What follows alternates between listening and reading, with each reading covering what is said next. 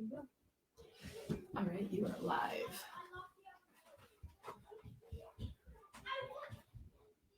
And introduce who you're inviting on today. So I am inviting Roger Leblanc. He is a engineer, and I'm just gonna be asking him some questions about his life and his job.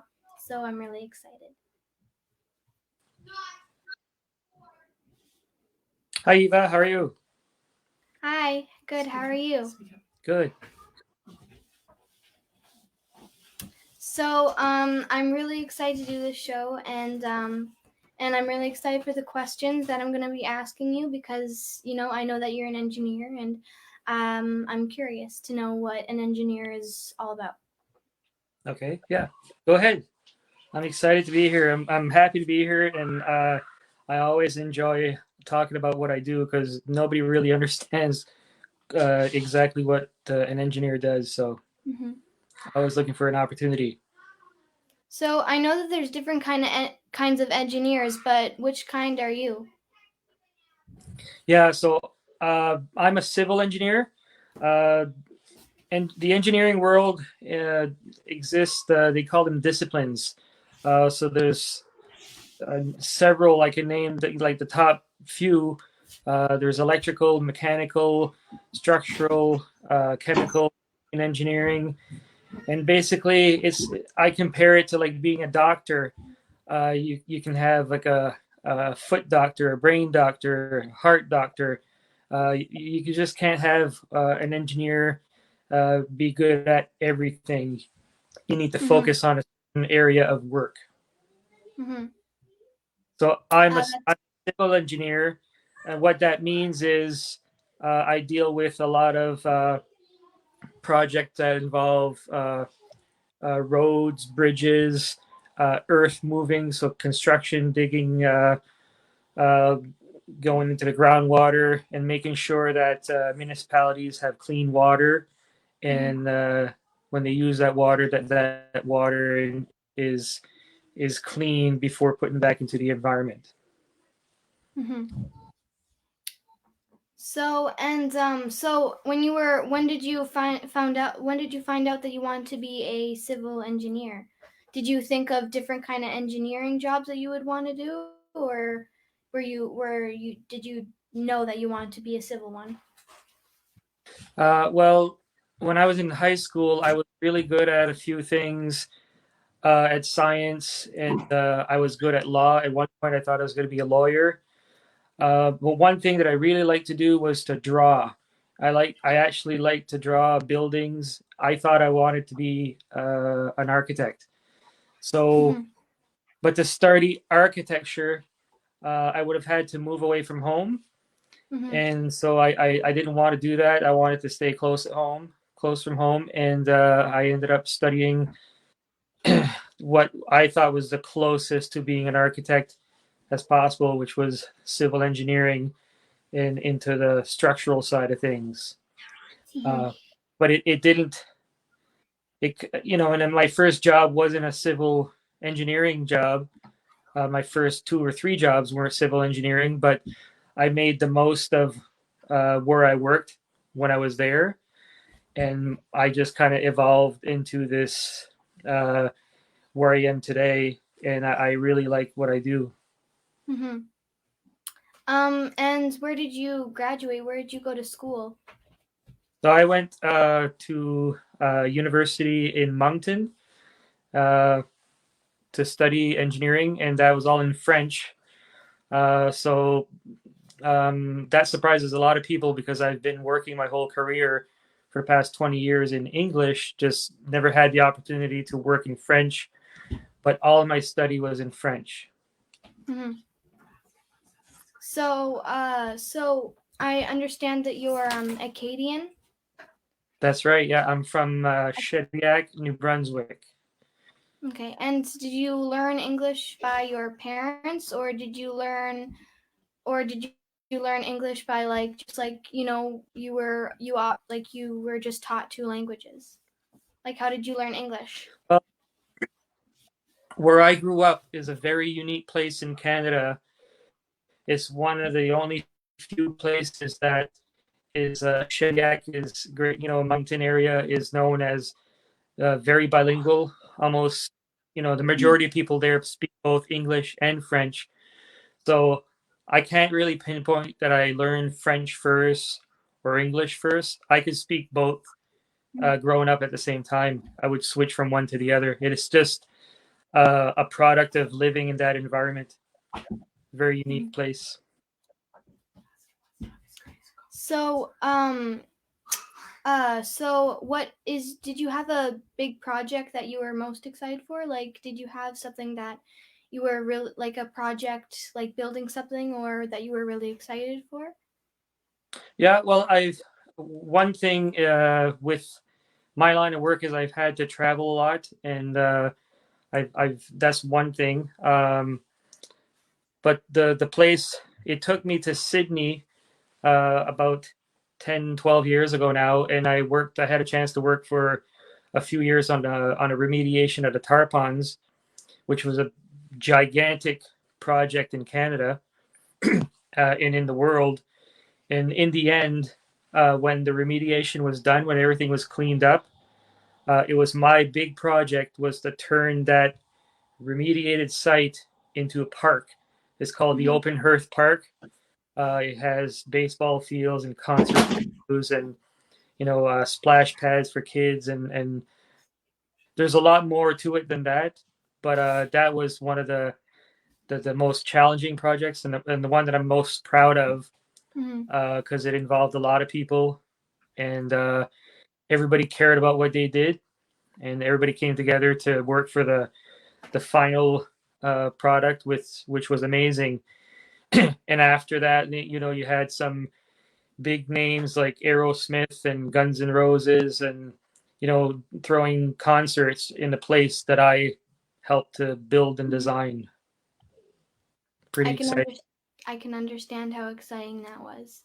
So, do you work with French people or English, or like is there a team that you have, or is it like just by yourself? Yeah, engineering is a very tough job to do by yourself. Again, I compare it to being a doctor. You don't go to someone's house and go to a brain surgeon, go to his house, and it's only him there. You go to a hospital where there's nurses and there's other doctors that are there to help him. Very similar in the engineering world. When you take on big projects, uh, you need a lot of help from a lot of people that know stuff that you don't. So, and to answer your question about French, uh, I've been working for a few large consulting firms in the last few years, and although I've been mostly kind of doing my work in English-speaking provinces, I once in a while dabble into getting in on a project in Quebec where they need someone where they might not have someone with that certain expertise, and they find out that I can speak French, so they're all happy, and I get involved in a project once in a while. Yeah. Mm-hmm. And so, how old were you when you started working for, like an actual job? How old were you? When I graduated from university, I would have been around 23, 24. And my first real job that I could, other than working on the weekends at the restaurant or something like that, which many people do while they're studying, was I was a coordinator for a year of the Shediac Bay Watershed Association, which was more of a grassroots kind of assembling volunteers to collect data on the environment and putting it together so that we could prepare projects to help rebuild the environment. And closely after that job, I went to Nunavut for about 6 months, and that was an amazing experience to be able to go in the same country, in a place I was above the Arctic Circle, in a place only accessible by air, There's only 600 people in this little village, and I was the minority white person there. Everybody else was Inuit, and it was quite an experience. Very, very friendly people, and I'll never forget that my time in Joe Haven. Mhm. Where is Joe Haven? So Joe Haven, if you look at the map of Canada and you go to Winnipeg, so Winnipeg is pretty central to Canada, and then you start looking up, and when Canada starts breaking up into little islands, uh, Joe Haven is the only little town. It's called a hamlet on King William Island, and it's above the Arctic Circle. And just coincidentally, I think it was a few years ago, it's very close to where they discovered the Franklin expedition boat that sank and had disappeared about 150 years ago. Mm-hmm. And it's something that I know will So, interest you about my stay. While I was in Joe Haven, so I was responsible for permitting the use of water. And my most exciting job when I was there was that there was a professor or a research person from NASA that had to go through me. I was a summer student, but he had to go through me to get a permit to be able to explore and do whatever research he was doing in the Arctic. So I remember calling my parents that day and said, hey guys, I just told NASA that they could, do some research. It kind of felt kind of neat to be part of that project. So, that is really cool. I'm sure. Like, what was your favorite time of that experience? Like, was it like the people that you were with, or was it what you were working on, or where you were at in the world? Well, it was a combination of everything. It was the people. I was there during the summer months, and it was 24-hour daylight. And for someone, you can always explain that to someone, but for if you haven't really lived it or experienced it, 24-hour daylight is pretty amazing.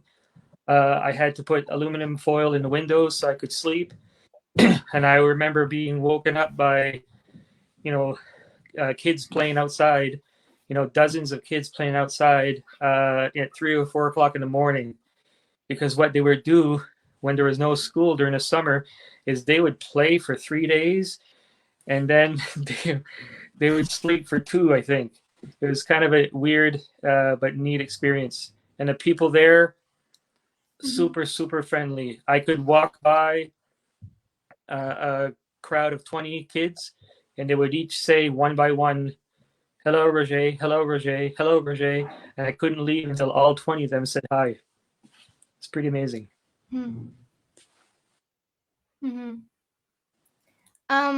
Do you work on any blueprints, or is it or do you work on just physical things, like actual engineering, or is it like blueprints or like science of like? Well, what I do is I do so throughout the life of a project. Once you secure a project with a client, you start with the planning, designing, and then I actually I've never done any blueprints myself, but I kind of work with a draftsman that would do up the blueprints, and then we go back and forth.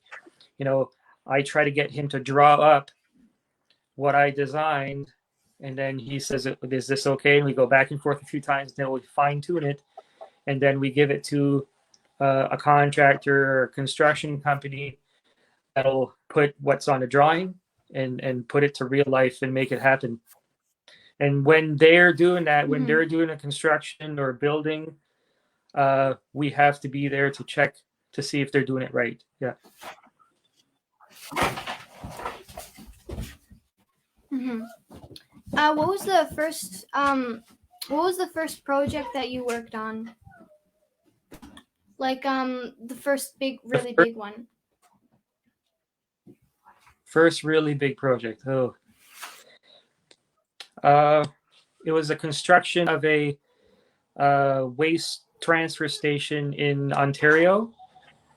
Uh, that would have been my first real big project, and it was in Ontario around Toronto, and we built so it's a very very fancy like landfill where people could go and drop their stuff off, and we would take it and separate the good stuff and resell it at a Goodwill store, like at a Salvation Army reuse store.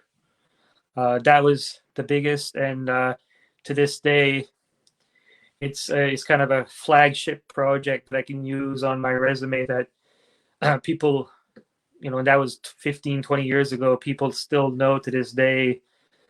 Oh, you worked on that. That was an awesome, pretty awesome project.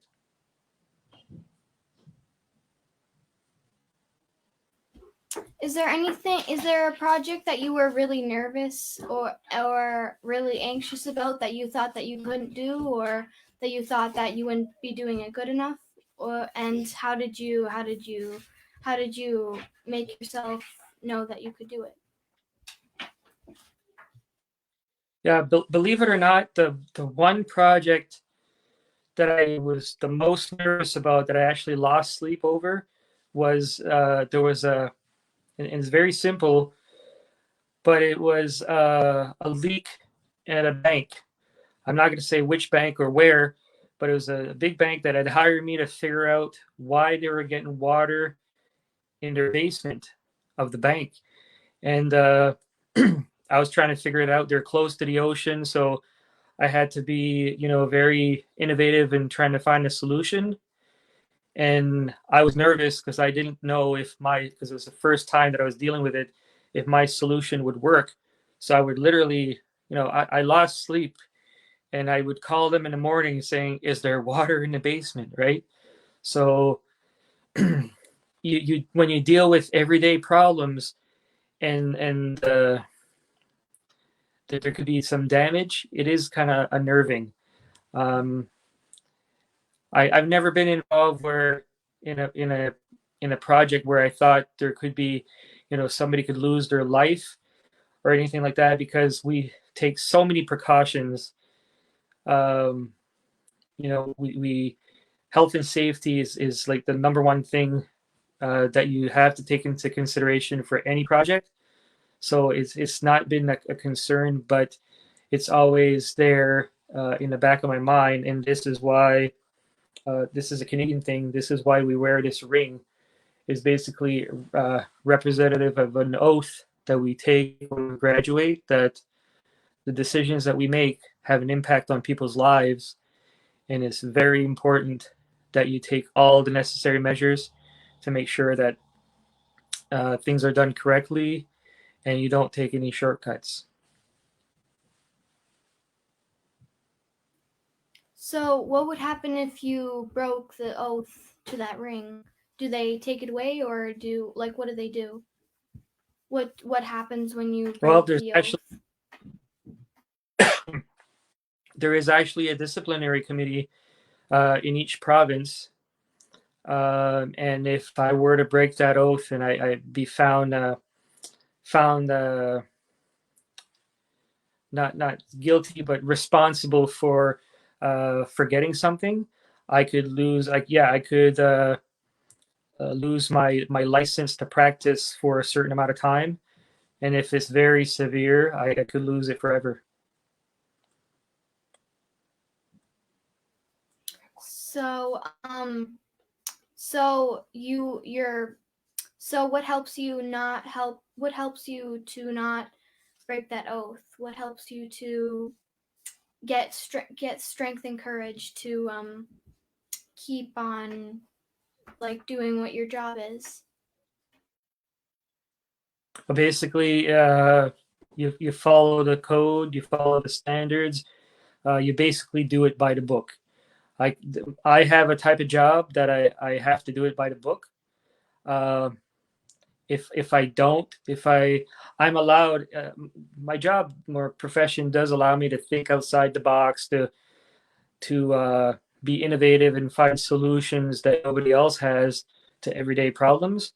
But I have, even that, when I come up with an innovative solution, I have to do it by the book. So as long as I do that, as I follow the rules, take all the precautions, nothing should ever happen. And I, you know, God forbid that something were to happen. Uh, if I followed everything that I should do and do it correctly, I should. It should be a good reason to stay out of trouble. Thank you so much for your time on here. I've learned so much about you and your job, and I am really glad that I have learned, what being an engineer it really is, and I never knew what that ring was for. I just thought it was, just a random ring that people wear, and so I'm really glad that you told me what it was. It was really interesting. And so thank Oh, you for all your you know answers and your staying on the show. And yeah, and we'll see you again soon. okay. Thank you very much for having me. It was awesome to be on your show. I watch it all the time. So I have a game for the audience. It's like, fun polls and questions, and just like, random weird questions. So just leave your comments and you can say why. So the first one, if there was would you if there was an ice cream that represented you, what would it be? Like strawberry sweet, or anything like that.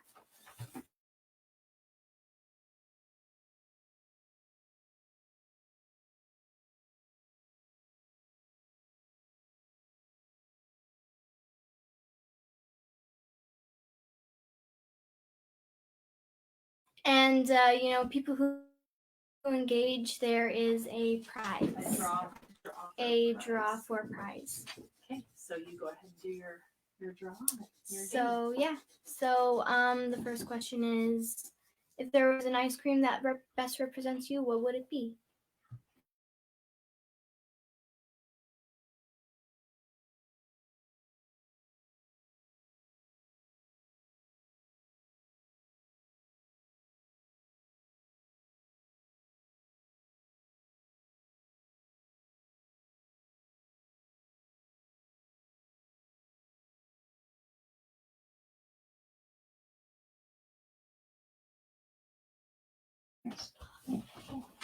Okay, go. Ask your first question. I did. Okay, ask it again in case. So in case some people didn't hear it, if there was an ice cream that best represents you, what would it be?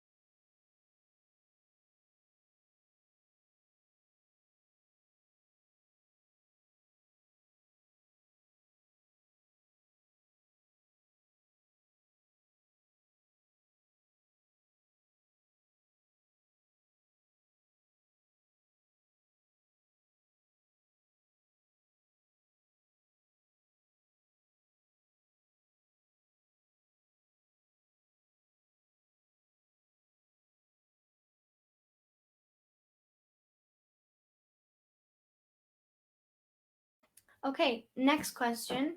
Would you rather fight 10 duck-sized horses or one horse-sized duck? Say it again.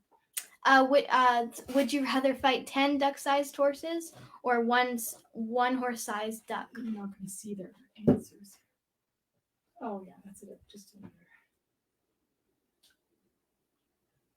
Don't worry about them. They're just watching from a different country.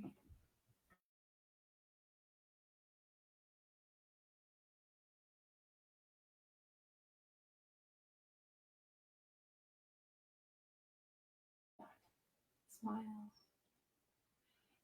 Okay, so then ask another question because people will watch it later and they'll put the comments in. So we're tell viewers know, new viewers coming on, that you're doing a poll and questions.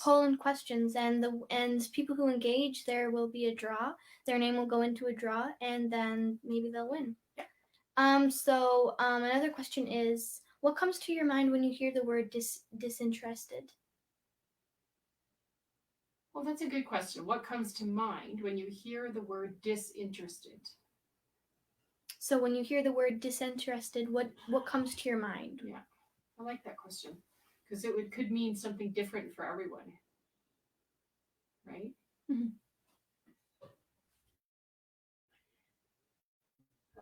These are good questions. I think the person that's answering is just a different language, just wants to understand. That's all.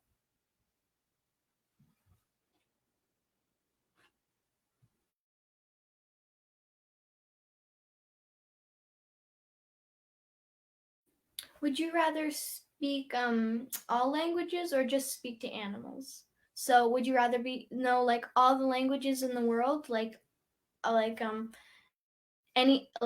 language that there is possibly, or would you rather speak to all animals? Oh, that's another good one. You found a good site for questions.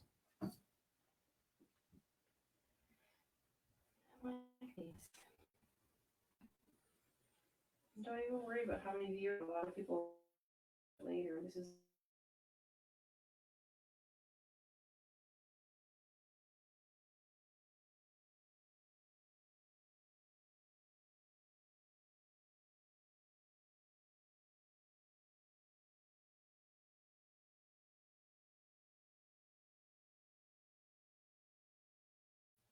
Another kind of personal question. How are you feeling today? Are you feeling excited or sad or happy, or you don't have to say why, but just how are you feeling today?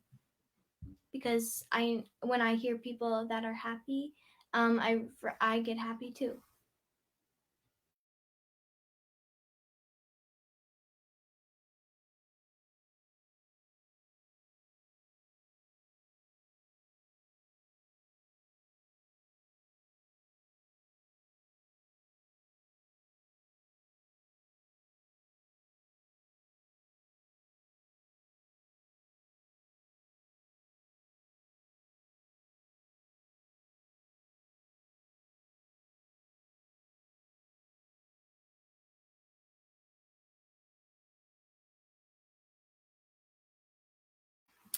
If age is only a state of mind, which category best describes your state of mind? Right now. Like right now, or how you're doing. Give them the 4 choices. Cheeky child. A. Cheeky child. B. Tormented teenager. C. Bad midlifer. Mad. Or D. Mad. Mad midlifer. Or D. Groovy grandparent. A. Cheeky child. B. Tormented teenager. C. Mad midlifer. Or D. Groovy grandparent. So if age is only a state of mind, which one best describes your state of mind? I like the next one, number 16.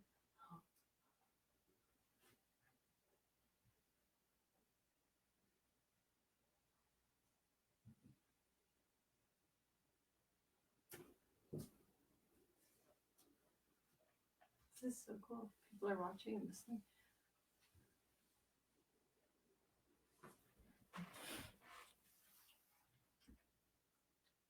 Okay, ask the next one. If your city were a breed of dog, which breed would it be? It's A, Jack Russell, small, tough, opinionated. B, Tibetan Mastiff. Tibetan Mastiff or some other very rare breed. Or C, German Shepherd, poised and elegant but rather hardy. D, a Poodle, beautiful presented but a bit of a poser. And E, Golden Retriever, warm, cuddly, and great with children. And F, Pit Bull Terrier, scary but kind deep down. And G, Labradoodle or some other cute hybrid. Who are you? What are you in one of those? Well, I don't like. Like What if your city? city were a breed of dog, we don't really live in a city, but like live near a city. I always think German Shepherd's out east. Then Jack Russell's kind of you too, like opinionated and.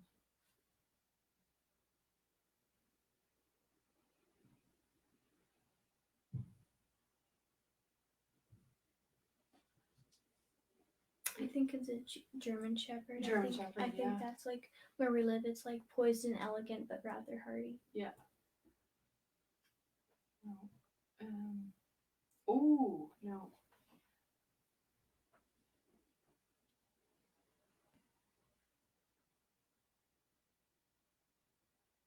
Oh, I like this one. 21.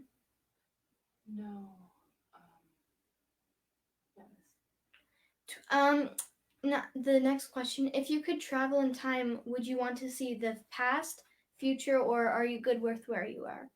I think I would go to the past because then I could see if there were like really fun times that happened in my life. I would really want to do that again.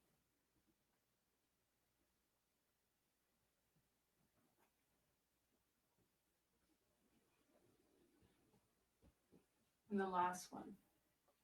This one. And just a few more seconds. And the last question: which one would you rather bring along to you to a desert island? Yeah, what would you bring? Yeah, what would you bring to a deserted island? What would you bring? No Wi-Fi. No. Probably just like water, like lots of water. Food, I feel like you could find food, like find like plants and stuff, no matter if it was gross or like, gross or weird to eat. Yeah. But I would bring lots of water because, deserts are hot. Can I ask you a couple poll questions? Because then the audience can get to know you. When you're passing by a reflective surface, do you A, check to see if anyone's following me, B, check myself out, doesn't everyone, or C, use it to contemplate the deeper meaning of life, like when you pass by water or a mirror or window? I think because I just want to be safe, I would probably pick the first one, like if anyone's behind me, because just want to make it's sure just I'm a safe person, so yeah, I'd want to do that. Okay, let's go. Actually, here comes a couple more. If you were an animal, which animal would you be? I would really like to be either like a sea animal, like a dolphin, because I love the water, and I could survive underwater, or a giraffe because those are my favorite animals, and they're tall, they can reach things, and they're just super cute, and but I think I would rather do a sea animal. Actually, no, a giraffe, because like in the water, like there's some dangerous things that can happen, and I think I would rather be a giraffe. I would rather walk than swim. What accomplishments are you most proud of? Sorry, what? What accomplishments are you most proud of?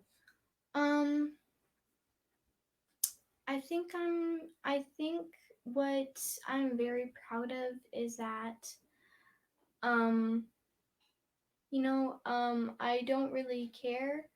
I've kind of taught myself to not really care what other people think of me. And if I see, like a rude comment or something like that, then I would just like, think this person is, maybe going through a hard time in their life, and this is the only way of expressing it. And yeah, because there's always an explanation to why they're saying um rude things, and I could always find ways to either help them or just know what's going on. What's your favorite topping on a pizza?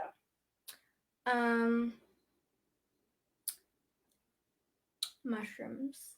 You like mushrooms? I know that lots of people don't like mushrooms on their pizza, or olives. Mm-hmm. Olives and mushrooms. I love the savory taste of that on pizza.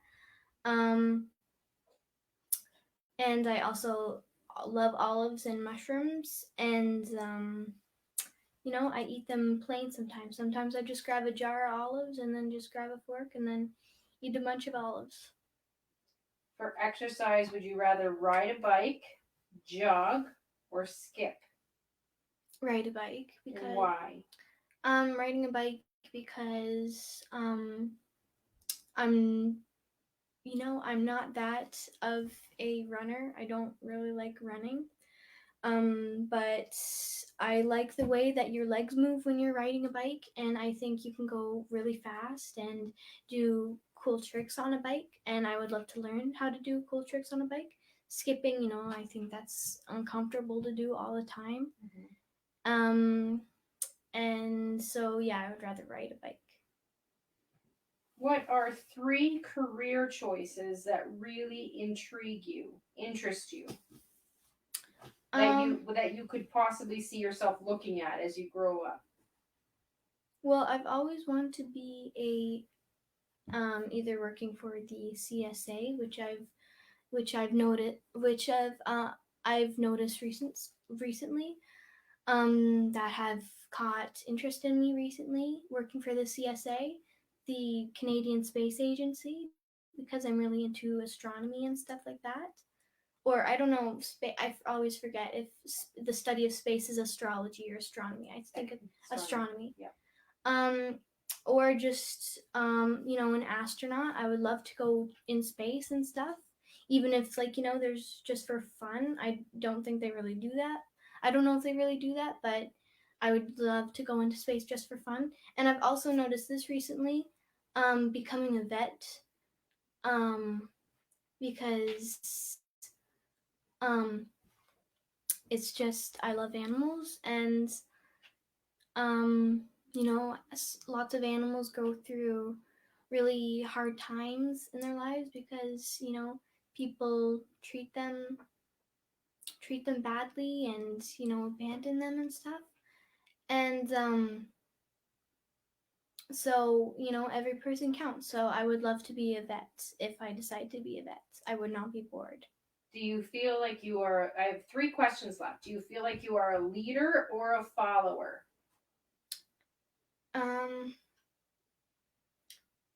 Kind of both. If I'm a leader, because I'm not, I'm kind of a perfectionist. I don't know if that is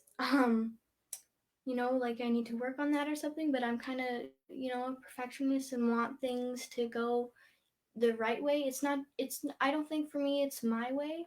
I think it's just the easiest way for everybody, and the way that's going to benefit everybody.